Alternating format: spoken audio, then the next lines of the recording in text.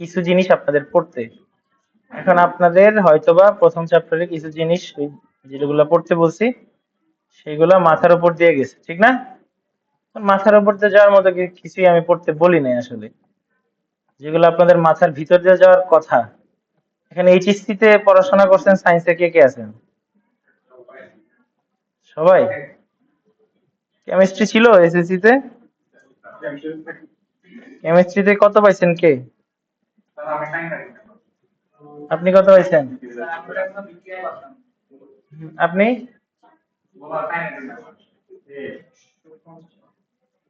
মানে এ পাইছেন, এ। আর আপনি এ, আপনি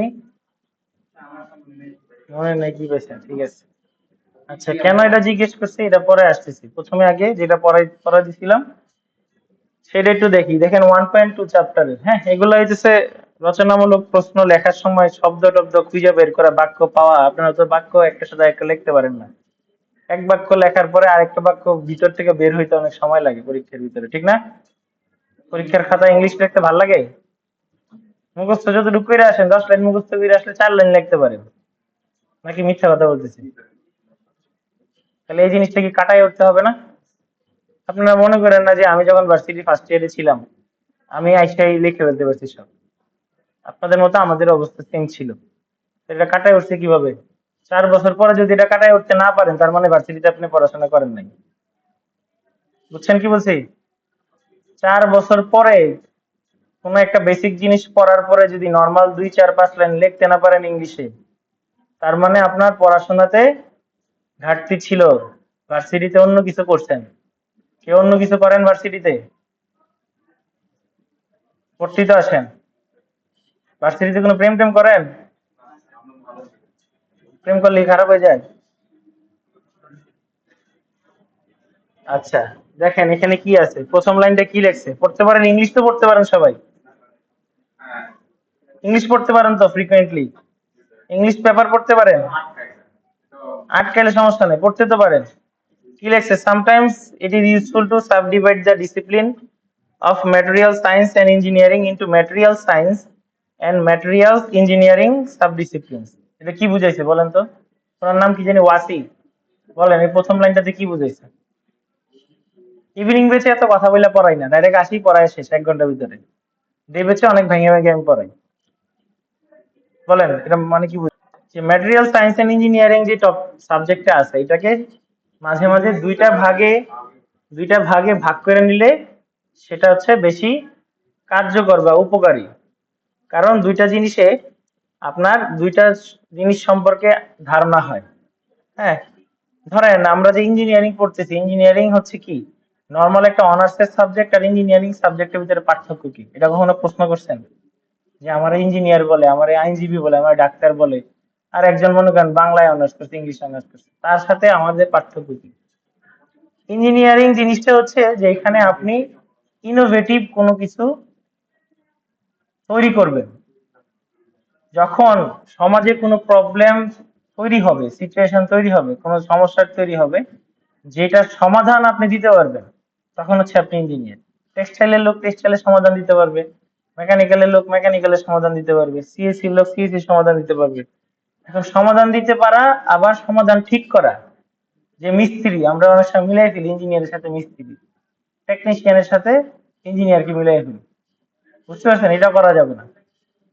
সমাধান দেওয়া, ধরেন যে কোনো বড় একটা ফ্যাক্টরিতে আমরা যে গেলাম, সাইহাম গ্রুপে গেলাম না, কি বললো যে ওনাকে একটা কোশ্চেন কে জানি করছে, যখন কোনো কিছুতে সমস্যা হয় তখন আপনাদের আউটপুট হ্যাম্পার না করে কিভাবে সেটা মানে ঠিক রাখেন, আউটপুট যেন আপনাদের প্রোডাকশন আউটপুট যেন যেরকম ছিল সেরকমই থাকে।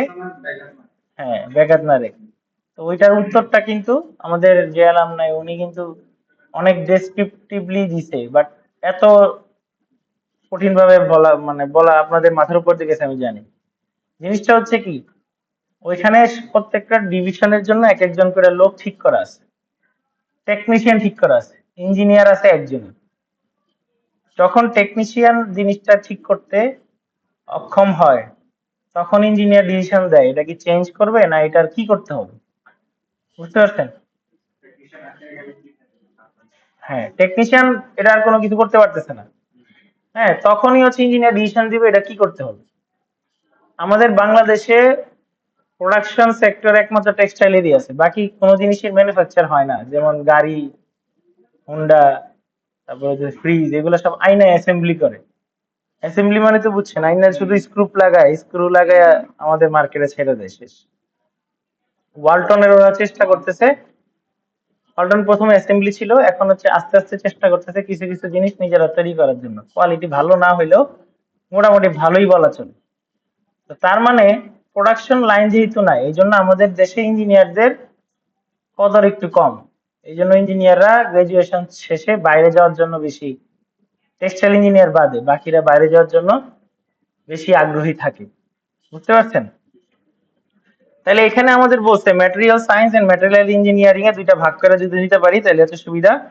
Strictly speaking, material science involves investigating the relationship that exist between the structure and properties of material. In contrast, material engineering involves in the basis of these structure property correlation, designing or engineering structure of a material produce a predetermined set of properties. মানে জিনিসটা হচ্ছে কি, material সায়েন্সে হচ্ছে আমি যে ম্যাটেরিয়ালটা নিয়ে কাজ করতেছি তার নিজস্ব যে গঠন, সেই গঠনটার সাথে স্ট্রাকচার বা যে জিনিসটা তৈরি করবো সেটা রিলেশন বোঝায়। আর ইঞ্জিনিয়ারিং এ বোঝায় হচ্ছে ওই ম্যাটেরিয়ালটা দিয়ে যে আমি স্ট্রাকচারটা তৈরি করতেছি সেটার প্রপার্টি, সেটা কি ধরনের ফেল করবে কিনা, সেটা কিভাবে বানাবো এই জিনিস। ঠিক আছে? এখন স্ট্রাকচার নিয়ে যেহেতু কথা আসছে, স্ট্রাকচার নানা লেভেলের হয়। হ্যাঁ, দেখেন, সাইজের উপর ভিত্তি করে স্ট্রাকচার গুলো হচ্ছে subatomic structure, atomic structure, nano structure, micro structure, আর হচ্ছে ম্যাক্রো স্ট্রাকচার। Subatomic definition কি? Involves electrons within the individual's atom, their energies and interactions with their nuclei. আমরা তো জানি কি, অণুর ভিতরে কি কিছু কণিকা থাকে না, তাদের ভিতরে ইলেকট্রন, প্রোটন, নিউট্রন, এগুলো তো আমরা চিনি। অণুর ভিতরে কি একটা অণু ইলেকট্রন, প্রোটন, নিউট্রনে ঘটিত। হুম। তো ওই যে ইলেকট্রন, প্রোটন, নিউট্রন তাদের যে গঠনটা, এটা হচ্ছে আমার কি, সাব অ্যাটমিক। অ্যাটমিক স্ট্রাকচার কি? Relates the organisation of atom. হ্যাঁ, একটা মলিকুল বা ক্রিস্টালের ভিতরে অ্যাটম কিভাবে আছে, মানে একটা অণু কিভাবে আছে সেটা। ন্যানো স্ট্রাকচার কি?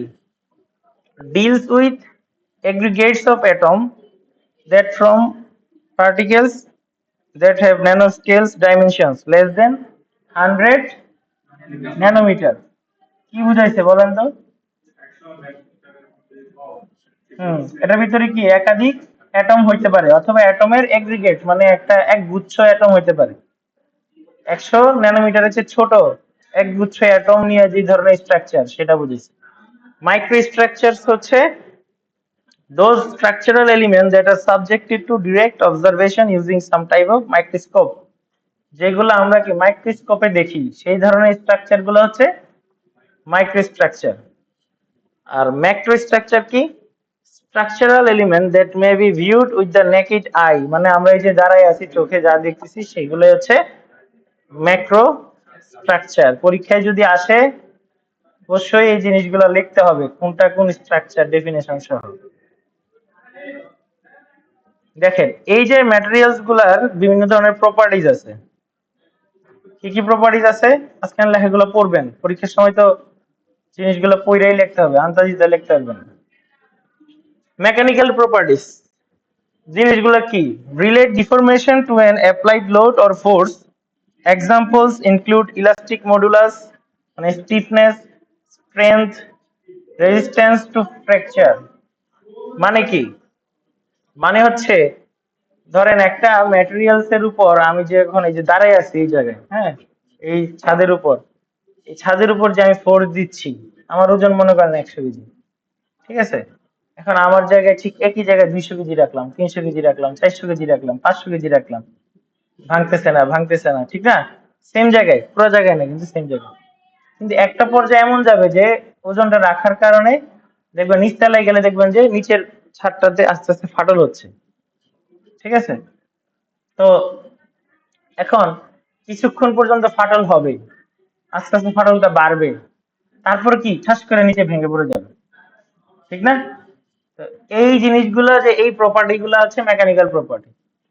যতক্ষণ পর্যন্ত ফাটল হয়ে সে ধরে ছিল এটাকে বলে ইলাস্টিক রিজিয়ন, এই পর্যন্ত সে ভাঙ্গা পড়তেছে না। যখনই সে ভাঙ্গা পড়ে গেল সেটা হচ্ছে ফ্র্যাকচার। বুঝতে পারছেন? স্টিফ শব্দের অর্থ কি? স্টিফ, এখানে আছে স্টিফনেস। মোবাইল আছে না, ডিকশনারিতে বাইর করেন সবাই, স্টিফনেস শব্দের অর্থ কি। এরপর হচ্ছে electrical property. The stimulus is an applied electric field. Typical properties include electrical conductivity and dielectric constant. Electrical প্রপার্টির ভিতরে কি জিনিসগুলো পড়ে? জিনিসটার ভিতরে কারেন্ট প্রবাহিত হবে কি হবে না, সে কি বাধা দিবে কি দিবে না, এই ধরনের প্রপার্টি আছে কিনা সেটা বোঝায়। থার্মাল প্রপার্টি কি? সেম জিনিসই। আহ, সে কি তাপ পরিবহন করবে নাকি করবে না। ধরেন এই কাঠের এই জায়গায় যদি আমি একটা বরফ রাখি, এই জায়গায় যদি পা দেই ঠান্ডা লাগবে? লাগবে না। কিন্তু একটা ধরেন যে হচ্ছে হাইলি কন্ডাক্টিভ, ধরেন স্টিল অথবা হইতেছে কপার আছে, হ্যাঁ এই যে ও তো জানে ভালো, কপারের এক মাথায় রাখলেন ঘন্টাখানিক পরে হলো এই মাথা ঠান্ডা হবে। বুঝতে পারছেন? এখন এটা ডিপেন্ড করে কি পরিমাণে রাখছি। কম পরিমাণে রাখলে ধরেন এই যে পরিবহনটা, এটা হচ্ছে পদার্থের দৈর্ঘ্যটা, যেটা দৈর্ঘ্যের উপরে ডিপেন্ড করে। এগুলো অনেক সূত্র আছে, যখন আমরা ডিপলি পড়বো তখন জানতে পারবো। ঠিক আছে? ম্যাগনেটিক প্রপার্টি, চৌম্বক তো চিনেন, চৌম্বকত্ব ধর্ম, কোনোটার আছে কোনোটার নাই, ঠিক না? তো এইগুলার ম্যাগনেটিক প্রপার্টির উপর ডিপেন্ড করে। অপটিক্যাল প্রপার্টিস, এটা ডিপেন্ড করে হচ্ছে কতটুকু রিফ্লেক্ট করতেছে কিনা। যে সবকিছু দিয়ে কি আয়না বানানো যায়? না। আমি কি এই যে লোহার ভিতরে নিজের চেহারা দেখতে পারি না? আবার স্টেইনলেস স্টিল যেটা, সেটার ভিতরে কিন্তু চেহারা দেখা যায়। তার মানে কি এটার ভিতরে অবশ্যই কোনো না কোনো মাইক্রো স্ট্রাকচারাল চেঞ্জেস আছে যেটার কারণে আমরা দেখতে পাই রিফ্লেকশন, তা অপটিক্যাল প্রপার্টিজ দেখতে পাই। হ্যাঁ। হুম। ধ্বংসাত্মক, ক্ষয়িষ্ণুতা, ঠিক না? এখন দেখেন, relate to the chemical reactivity of materials, for example corrosion resistance of material. ধরেন কোন লোহা যদি আমি রাইখা দেই বাতাসে বাইরে, কি হয়? জং ধরে না?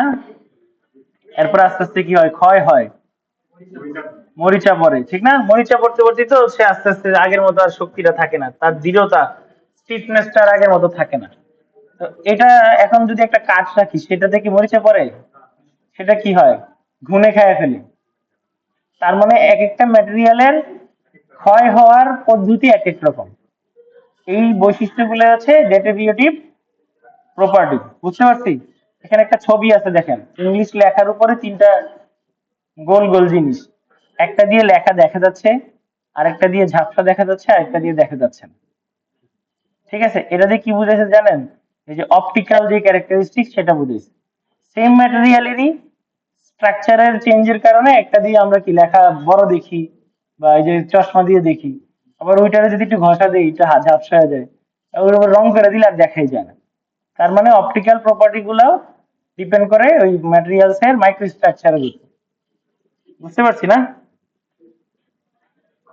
পড়তে হবে, কিন্তু না পড়লে কিছুই বুঝবেন না। দেখেন, ম্যাটেরিয়াল সায়েন্সের চারটা কম্পোনেন্ট আছে। তাদের মাঝখানে ইন্টার রিলেশনশিপের মাধ্যমেই হচ্ছে ম্যাটেরিয়াল সায়েন্সটা কাজ করে। একটা হচ্ছে প্রসেসিং, এরপর হচ্ছে স্ট্রাকচার, প্রপার্টিজ এন্ড হচ্ছে পারফরমেন্স। এই চারটা জিনিস যখন একসাথে হয় বা কোরিলেশন যদি তাদের মাঝখানে থাকে, তখন আমরা একটা জিনিস দেখতে পাই, বুঝতে পাই। ওই উপরে চশমার যে এক্সাম্পলটা দিলাম, একটাতে কি ক্লিন দেখা যাচ্ছে, একটা ঝাপসা, একটাতে কিছুই দেখা যায় না।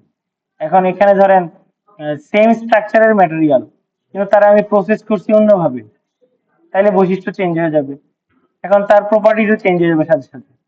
ঠিক আছে? আর পারফরমেন্স মানে কি? একটা দিয়ে আমি চশমা হিসেবে ইউজ করতে পারতেছি, আর একটা দিয়ে আমি ঘোলা দেখতেছি, আর একটা দিয়ে আমি কিছুই করতে পারতেছি না। তার মানে তার পারফরমেন্স গুলো ডিপেন্ড করতেছে মূলত প্রসেসিং আর স্ট্রাকচার, এই দুইটা জিনিসের উপর। প্রপার্টিসও ডিপেন্ড করতেছে প্রসেসিং আর স্ট্রাকচারের উপর। ঠিক আছে? এখন আমরা কেন ম্যাটেরিয়াল সায়েন্স স্টাডি করব? যদি একদম সারমর্ম দিয়ে বলি, একদম সহজ বাংলায়, দেখেন এখানে একটা এক্সাম্পল আছে। আপনারা এই লেখাটা, ভিতরে লেখাটা পড়বেন, আমি বাংলায় বললে বুঝতে পারবেন যে কি এক্সাম্পলটা আছে। ধরেন আমরা নদীতে যে চলাফেরা করি, সহজ, একদম সহজ এক্সাম্পল বড় বড় লঞ্চ দেখি না সদরঘাটে গেলে, লঞ্চটা পানিতে ভাইসা থাকে। এখন যখন ঝড় উঠে, লঞ্চটা দুলে, কাঁপে, অনেক সময় ডুবা যায়, কাইছে পড়ে যায়, ঠিক না? ধরেন এগুলো হচ্ছে প্রাকৃতিক দুর্যোগের কারণে গঠিত, সংঘটিত কোনো অ্যাক্সিডেন্ট। কিন্তু যদি অ্যাক্সিডেন্ট এমন হইতো যে ঢেউ এসে বাড়ি দিছে, লঞ্চের নিচে একদম তলা খুইলা চলে গেছে পানির ধাক্কায়, বুঝতে পারতেছেন তো? নিচের তলাটা কিন্তু এরকম গোল, দেখবেন নিচে বস্তা রাখে, চালের বস্তা, মালামাল রাখে, এরপরে উপরে হচ্ছে ডেক, এখানে মানুষজন ঘুমায়, দোতলায় হচ্ছে কেবিন করা, রুম রুম করা, এখানে মানুষজন থাকে। গেছেন কিনা কেউ যায় না, লঞ্চে গেছেন কেউ? এই জন্য জানেন না। আচ্ছা, এখন এই যে নদীর যে ঢেউ, ঢেউটা আসার পরে এই যে যে ধাক্কাটা দিল, ধাক্কা দিয়ে তার ঝালাই টালাই খুইলা তার ডুবাই ফেললো, এই যে ফেলিউরটা হইল, এই ফেলিউরটা কিন্তু ম্যাটেরিয়াল সায়েন্সের, ম্যাটেরিয়ালস এর ফেলিউরের ভিতরে পড়ে। বুঝতে পারছেন কেমনে পড়ে? আমি যখন একটা ধাতুকে ঝালাই করি, এই যে ওয়েল্ডিং করি, ওয়েল্ডিং এগুলো পড়বেন, অন্য একটা কোর্সে আমি পড়াবো। এই যে ওয়েল্ডিং করি, ওয়েল্ডিং করার সময় আমার খেয়াল রাখতে হবে আমি কোন দুইটা ম্যাটেরিয়ালস কে জোড়া লাগাচ্ছি। ম্যাটেরিয়ালস এর ভিন্নতার সাপেক্ষে ওয়েল্ডিং করার যে ফিলার ম্যাটেরিয়ালস, মানে যে জিনিসটা মাঝখানে তালিটা মারতেছে, সেই ম্যাটেরিয়ালটা সিলেক্ট করা হয়। সেই ম্যাটেরিয়ালটা কতটুক দিতে হবে সেটাও সিলেক্ট করা হয়, কতটুক টেম্পারেচার দিতে হবে সেটাও সিলেক্ট করা হয়। আমি যদি কোনো রকমই কোনো ধরনের লেখাপড়া ইনভেস্টিগেশন না করে আবোল তাবোল একটা করে দেই, তো এটা যে কোনো সময় যে কোনো সিচুয়েশনে ফেল হইতে পারে। বুঝতে পারছেন? এখন নদী বা সাগরের যে স্রোতের যে প্রেসার, যে ধাক্কা, সেইটা কতটুক হয় সেটা আমার স্টাডি করে মাথায় রাখতে হবে। যে ম্যাটেরিয়াল দিয়ে আমি, ধরেন এমন ম্যাটেরিয়াল দিয়ে করলাম, সে পানিতে দেওয়ার পরে নিচের প্রেসারের ধাক্কায় সে মানে টেপ খেয়ে উপরে উঠে গেল, প্রেসার নিতে পারলো না, হবে না। তার মানে ম্যাটেরিয়ালস এর প্রপার্টিজ সম্পর্কে আমার ধারণা থাকতে হবে। ও আবার এটা হচ্ছে আরো গুরুত্বপূর্ণ যে ম্যাটেরিয়ালস এর প্রপার্টি সম্পর্কে ধারণা থাকতে হবে, এবং প্লাস আমরা সেটা কোথায় অ্যাপ্লাই করতেছি সেটা সম্পর্কে ধারণা করতে হবে। আমি মনে করেন নর্মাল একটা মগ বানাইছি স্টিলের, পানি খাবো, এখন ওই জায়গায় নর্মাল পানি ধারণ করার মতো জিনিস হইলেই হয়েছে। খেয়াল রাখতে হবে একটু লো কন্ডাক্টিভ যেন হয়, গরম হইলে যেন হাতলটা গরম না হয়ে যায়, ঠান্ডা হইলে বা যেন বেশি ঠান্ডা হয়ে না হয়ে যায়। কিন্তু আমি করলাম কি, এইরকম মোটা লোহা দিয়ে বানাইলাম, অনেক ওজন হয়ে গেল, ঠিক আছে, তাহলে কি জিনিসটা ব্যালেন্স পেলো না? এই জায়গায় তো আমার এত মানে স্টিফনেস বা এত স্ট্রেংথ এর দরকার নাই, পানি খাবো, পানি ঢালো, শেষ, ঠিক আছে। এখন আমার হাতুড়ি বানাইলাম কি এমন পাতলা যে হাতুড়ি পিঠে মারতে গেলে পেরেক ঢুকে না, হাতুড়ি চামড়া হয়ে যায়, তাহলে হবে? হবে না। তার মানে হচ্ছে ম্যাটেরিয়াল সায়েন্সের ক্ষেত্রে গুরুত্বপূর্ণ জিনিস যে আমি কোথায় জিনিসটা অ্যাপ্লিকেশন আছে সেটা বা করতেছি, অ্যাপ্লাই করতেছি, সেই জিনিসটা হচ্ছে মাথায় রাখতে হবে। কোন ম্যাটেরিয়ালের প্রপার্টি কিরকম সেটা মাথায় রাখতে হবে।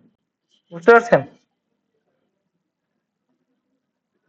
যদি আমরা সামনে যাই, classification of materials. Solid materials have been conveniently grouped into three basic categories: metals, ceramics, and polymers. তার মানে কি, সলিড ম্যাটেরিয়ালকে তিন ভাগে ভাগ করা যায়, কি কি সেটা? পলিমার, পলিমার সম্পর্কে তো শুনছেন অনেকবার, ঠিক না? আপনাদের টেক্সটাইলে বেশিরভাগ সময় ইউজ হয় পলিমার শব্দটা। বাকি দুইটা হচ্ছে অন্যান্য ইঞ্জিনিয়ারিং এ বেশি ইউজ হয়। A scheme based preliminary primarily on chemical makeup and atomic structure, most materials fall into one distinct grouping or another. In addition, there are the composites that are engineered combination of two or more different materials. এই যে composite material বলি আমরা, এই যে তিনটা category করলাম, ওদের ভিতরে কম্বিনেশন ফিউশন করে নতুন আরেক ধরনের ম্যাটেরিয়াল তৈরি করাই হচ্ছে কম্পোজিট ম্যাটেরিয়াল। ঠিক আছে, এটা ওই তিনটা ক্লাসের ভিতরে এই জন্য রাখে নাই। আচ্ছা, এখন দেখি, প্রথমে হচ্ছে আমরা মেটালে আছি, এই যে এই ছবিগুলো বুঝেন নাই, ঠিক না? ঠিক আছে, আসতেছি, বুঝাই দিব, সমস্যা নাই। মেটালস, মেটালস কি? Metals are composed of one or more metallic elements like iron, aluminium, copper, titanium, gold, nickel. and then often also non-metallic elements such as carbon, nitrogen, oxygen in relatively small amounts. এই যে নন metallic জিনিসগুলো আবার বেশি amount হইতে পারবে না, সামান্য 0.2%, 0.1%, 0.001 এরকম পার্সেন্ট থাকবে।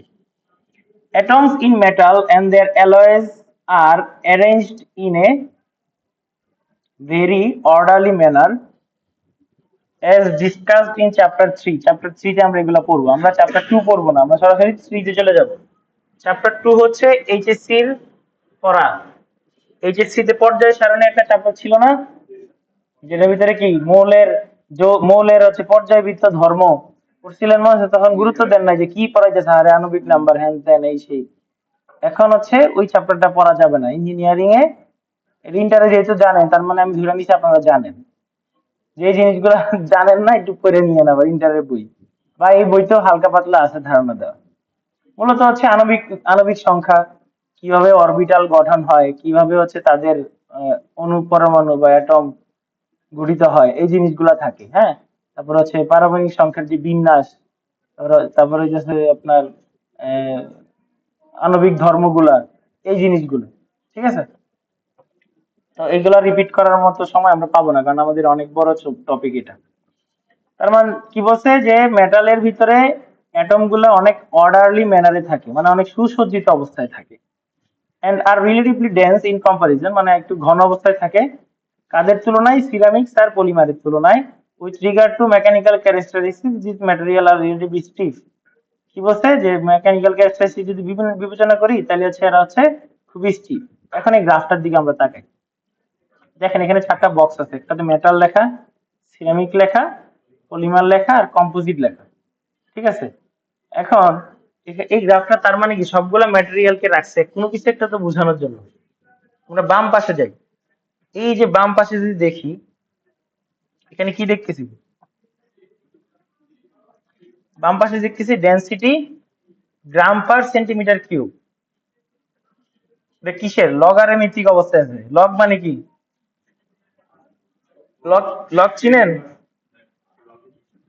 লগের বেস কত সাধারণত? 10। লগ হচ্ছে একটা ফাংশন, 10 মাত্রায় দেখানো হয়। এখানে অনেক বড় বড় বা ছোট ছোট ভ্যালু আছে, যেগুলো যদি আমরা প্রত্যেকটা ভ্যালু বসাইতে যাই অনেক বড় হয়ে যাবে জিনিসটা। আমরা এই জন্য এটাকে সিম্পলিফাই করার জন্য লগারি ভিত্তিক ভাবে এই জায়গায় দেখানো হয়েছে। হ্যাঁ, এটা কি ডেনসিটি মানে কি? ডেনসিটি অর্থ কি? আর্দ্রতা। দেখেন ডিকশনারিতে দেখেন। এখন আমি যে জিনিসগুলো বলবো এগুলো যদি মনের ভিতরে না নিয়ে ব্রেইনে নেন, তাহলে দেখবেন আমি আর রাগী মনে হবে না, তখন মনে হবে যে কিছু শিখতেছি। আর যদি মনে নেন স্যার আমাকে এইভাবে জিজ্ঞেস করলো কেন, অপমান করলো কেন, তখন মনে হবে স্যার অনেক রাগী। ঠিক আছে, 3টা শব্দ শিখছি আজকে, কি কি বলেন? তারপরে ডেটেরিয়েটিভ, ডেনসিটি শব্দটা খুবই কমন শব্দ, এটা জানা উচিত। লিস্ট এসএসসি এইচএসসি পড়া ছেলেরা যদি ডেনসিটি শব্দটা না জানে, লজ্জাজনক। হ্যাঁ, অনেক শব্দ আছে আমরাও জানি না, আমরা শিখি। শিক্ষকতা পেশাটা এটা একটা মজার জিনিস, শিখার কোনো শেষ নাই। আপনাদের থেকে অনেক কিছু হয়তো বা একসময় শিখবো, বা আজকেও শিখতে পারি। ঠিক আছে, মানুষ সবাই সবার থেকে শিখতে পারে। এখন তার মানে এই বাম পাশের যে গ্রাফটা, এই ভ্যালু গুলো হচ্ছে কি বুঝায়? ডেনসিটি বুঝায়।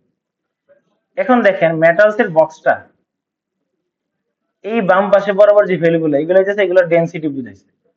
পুরো বক্সটা যদি আমি খেয়াল করি, সিরামিকের বক্সটা একটু নিচে না, পলিমারেরটা আর একটু নিচে, আর কম্পোজিটেরটা আর একটু নিচে। এখানে আবার কি আছে? তীর চিহ্ন দেওয়া আছে, উপরের দিকে বুঝাইতেছে। কেন বুঝাইতেছে? ধরেন কম্পোজিটটা হচ্ছে কি একাধিক মেটাল, সিরামিক, পলিমারকে কম্বাইন করে বানানো।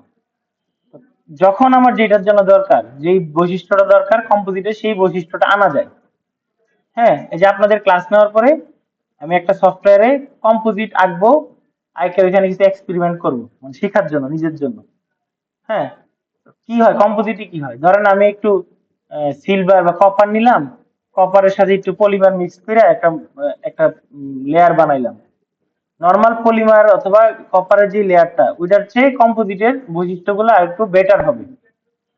কম্পোজিট বানানো হয় হচ্ছে ভিন্ন দুইটা ম্যাটেরিয়ালস নিয়ে তাদের যে বৈশিষ্ট্যগুলো ভালো ভালো বৈশিষ্ট্যগুলো যেন নতুন বৈশিষ্ট্যের ভিতরে থাকে, বুঝতে পারছেন? খারাপ বৈশিষ্ট্যগুলো অ্যাভয়েড করার জন্য, ঠিক আছে? এটা মাথায় রাখবেন। এই গ্রাফে কি বুঝাইছে যে মেটালের ডেনসিটি তুলনামূলক সিরামিকের চেয়ে বেশি, সিরামিকের তুলনামূলক পলিমারের চেয়ে বেশি, আর পলিমারের তুলনামূলক কম্পোজিটের চেয়ে বেশি। এখন কম্পোজিটের ক্ষেত্রে এটা শর্ত আছে, তীর চিহ্নগুলো উপরে নিচে, সেটা হচ্ছে এখানে প্যারামিটার গুলো চেঞ্জ করা যায় আমার অ্যাপ্লিকেশনের উপর ডিপেন্ড করে। আমি যদি পরিমাণ বাড়ায় দিই কোনো সময় বেড়ে যায়, পরিমাণ কমাই দিলে কোনো সময় কমে যায়। এবার গ্রাফটা বুঝছি তো? সেম আর একটা গ্রাফ আছে দেখবেন, একই রকম গ্রাফ, ঠিক না? বাম পাশে কি লেখা? স্টিফনেস, ইলাস্টিক ব্র্যাকেট হচ্ছে or Young's modulus in units of gigapascal, আবার লগারিথমিক স্কেল। স্টিফনেস এর ক্যালকুলেশন করার জন্য ইয়াংস মডুলাস আছে, সূত্র আছে। আবিষ্কার যে করছে ওনার নাম ইয়াংস, আগে পিছনে ছিল এই জন্য ইয়াংস মডুলাস হয়ে গেছে। ওইটা আমরা পরবর্তীতে দেখবো, সমস্যা নেই। তার মানে এটাও একটা গ্রাফ যেখানে স্টিফনেস তো আমরা জানি, দৃঢ়তা কার বেশি। এখানে মেটালের দেখেন দৃঢ়তা বেশি, সিরামিকেরও কিন্তু পাশাপাশি একদম, কম না কিন্তু, ঠিক না? কিন্তু পলিমারের আবার কি কম। এই জন্যই আমরা পলিমার কিন্তু গায়ে দিতে পারি, পলিস্টার যে পরি বা হচ্ছে পিভিসি পাইপ গুলা কি বাঁকাইতে পারি, ঠিক না?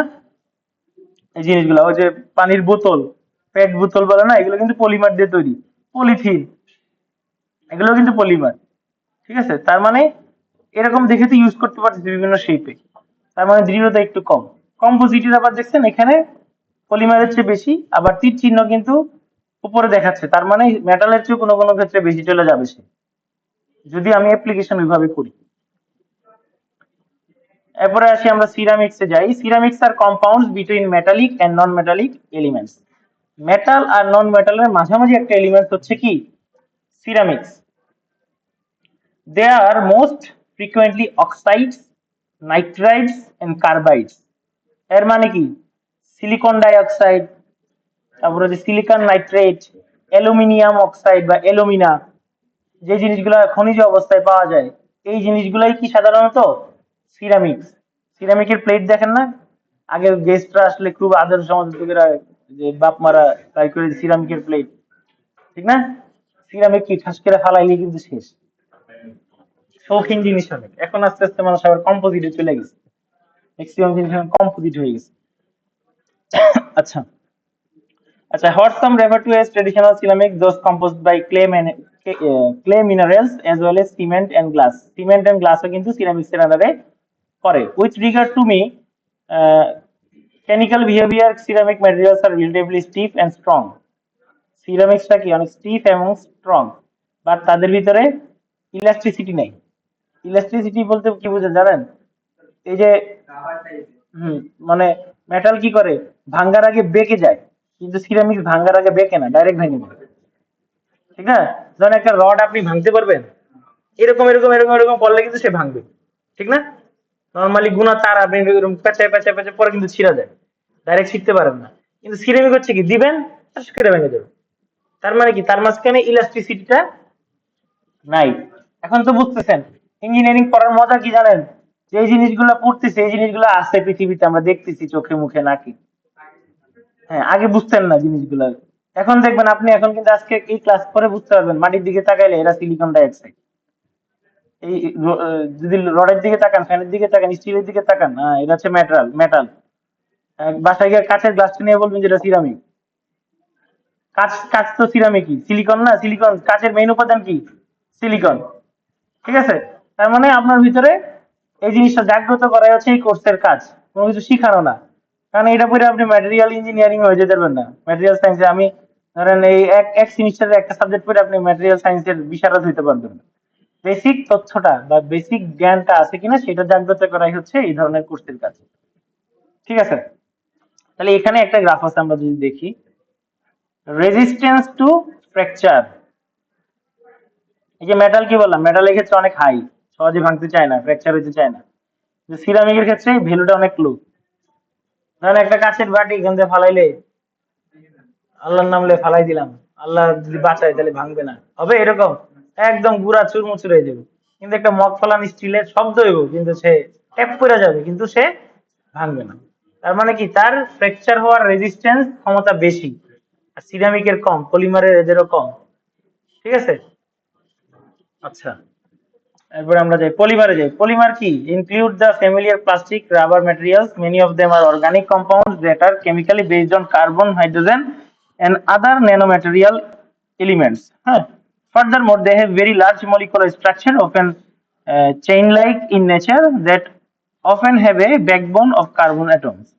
Some common and familiar polymers are polyethylene, যে পলিথিনের কথা বলছি, নাইলন, পলিভিনাইল ক্লোরাইড মানে পিভিসি পাইপ বলি না, ওই পিভিসি। তারপর হচ্ছে পলিকার্বন পলিকার্বনেট পিসি বা পলিস্টাইরিন, সিলিকন, রাবার। হ্যাঁ, তার মানে কমন এইগুলো আমরা দেখবেন যে প্লাস্টিকের যে কোনো কিছু কেনার পরে এটার ভিতরে একটা ট্যাগলাইন আছে, ওইখানেই দেখতে পারবেন এটা কোন মানে পলিমার দিয়ে তৈরি। প্লাস্টিকের বোতল নিলে দেখবেন এরকম একটা রিসাইকেলের চিহ্ন আছে, এটা কি, কোন ম্যাটেরিয়াল তৈরি বোতলটা। বা যে কোনো সসের বোতল বা যাই কিনেন, যে কোনো কেমিক্যালের বোতল যেটার মধ্যে কেমিক্যাল রাখে, ওটা কোন পলিমার দিয়ে তৈরি এটা লেখা আছে। এখন এতদিন চোখে পড়ে না, এখন চোখে পড়বে যেহেতু পড়ছেন আজকে। ঠিক আছে। তাহলে these materials typically have low densities, whereas their mechanical characteristics are generally dissimilar of those who metallic and ceramic এর চেয়ে আলাদা তারা। হ্যাঁ, এটাই বলছে, আর কিছু না। দেখেন familiar objects made of metals and metallic alloy, এখানে হচ্ছে এগুলো মেটাল দিয়ে তৈরি। Common object made of ceramic material, চিনেন না এগুলো সব, এগুলো সব সিরামিক ম্যাটেরিয়াল। এখানে কিন্তু কেচির কেচির হাতলটা, এখন আবার কেচির যে ব্লেডটা এটাও সিরামিকের ব্লেড আছে, সূক্ষ্ম জিনিস কাটার জন্য সিরামিকের ব্লেড থাকে। টাইলস, এই যে ফুলদানি, এটা কি কম্পোজিট, এগুলো সব কম্পোজিট। এখানে পলিমারিটিক প্লাস্টিক আছে, ঠিক আছে, প্লাস্টিক। সাধারণত এই যে এখানে যে জিনিসটা দেখাচ্ছে না হেলমেট সাইকেলের, এগুলো এখন সব কম্পোজিটে চলে গেছে। ঠিক আছে, প্লাস্টিকের সাথে অন্য একটা ম্যাটেরিয়াল মিক্স করে এমন অবস্থা করে যেন খুব লাইট হয়। যারা প্রফেশনাল সাইক্লিস্ট তাদের হেলমেট দেখবেন পরলে মনে করেন মনে হবে যে কোনো ওজন নাই। বুঝতে পারছেন। তারপর হচ্ছে একটা হচ্ছে 1500 টাকা বা 2000 টাকা বাইকের হেলমেট, আর একটা 10,000 টাকা বাইকের হেলমেট, দেখবেন যে যেটা কম দাম সেটা অনেক ওজন, আর যেটা অনেক দাম সেটা একদম পাতলা, মনে হচ্ছে হেলমেটই নেই। রিজন কি, একটা হচ্ছে কম্পোজিট দিয়ে তৈরি আর একটা হচ্ছে নর্মাল প্লাস্টিক বা পলিমার দিয়ে তৈরি। ঠিক আছে। তার মানে কি, কম্পোজিটটা ইউজ করে কি করা হয়েছে, ওয়েট, কারণ আমার যদি মাথায় ওজন বেশি থাকে তখন কিন্তু আমি একটা এক্সট্রা ওজন নিয়ে ক্যারি করতেছি, প্রেসারের সময় সেটা আরো প্রেসার লাগবে নিজের কাছে। তো এইসব জিনিস চিন্তা করে কম্পোজিটের অ্যাপ্লিকেশন বা পলিমার বা প্লাস্টিকের অ্যাপ্লিকেশন গুলো আমাদের বুঝতে হবে। সেটার সাথে কস্টেরও চিন্তা ভাবনা আছে, কেস স্টাডি আছে, এগুলো আপনাদের দরকার নাই। কম্পোজিট সম্পর্কে আমি বলছি, তাও একটু বলি। এ composite is composed of two or more individual materials that come from the categories previously discussed, metal, ceramic and polymer, এগুলো থেকে আসে। The design of gold composite is to achieve a combination of properties that is not displayed by any single materials and also incorporate the best characteristics of each of the component materials. A large number of composite types are represented by the different combinations of metal, ceramics, and polymers.